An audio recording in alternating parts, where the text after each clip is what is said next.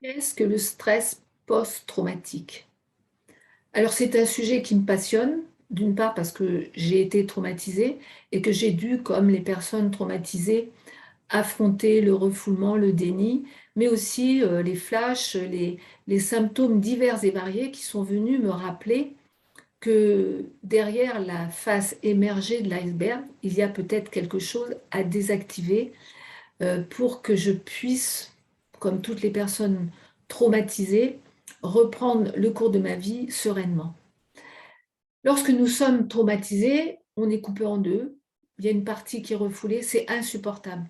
Mais aujourd'hui, on sait que c'est important de pouvoir lever le voile sur le trauma.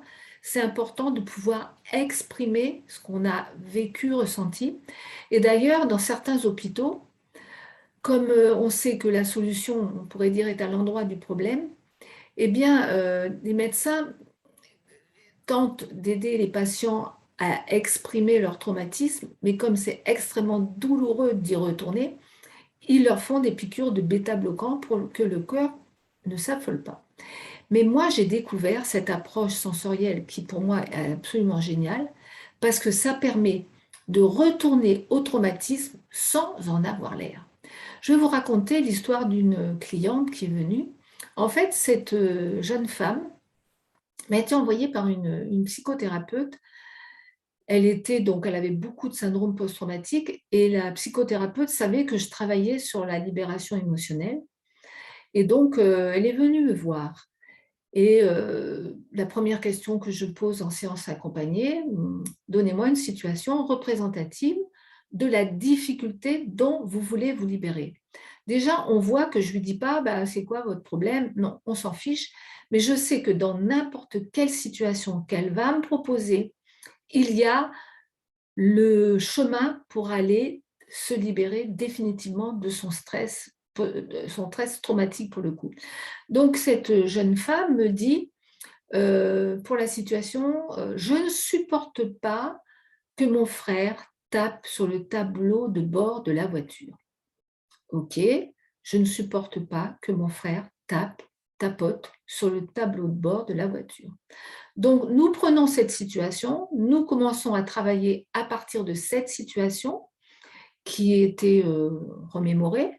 Une situation, je ne sais pas si cette situation représentait le trauma. En tout cas, nous travaillons à partir de cette situation, ça se passe bien, différentes séquences et puis elle s'en va.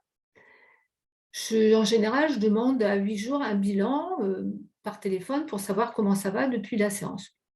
Elle ne m'appelle pas. Et puis un jour, je rencontre par hasard sa thérapeute dans la rue. Elle me dit: «Oh, en fait, merci, merci pour mademoiselle X. Écoute, franchement, bravo, ce boulot que tu as fait en une séance, parce qu'en fait, me dit-elle, elle avait été violée et le traumatisme du viol faisait écran et c'était impossible d'avancer dans la thérapie». Alors, je n'ai pas su si c'était son frère qui l'avait violée, si c'était dans une voiture que ça s'était passé, on n'en sait rien, ça ne m'intéresse pas.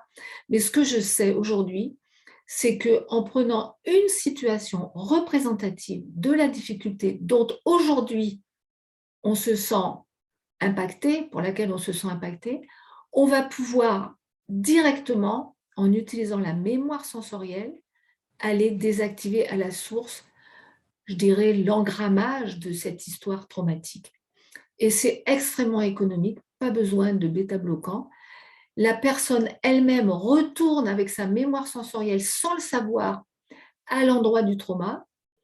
Elle ne le sait pas forcément, en tout cas ça l'aide à lever le voile du déni et à reprendre le cours de sa vie.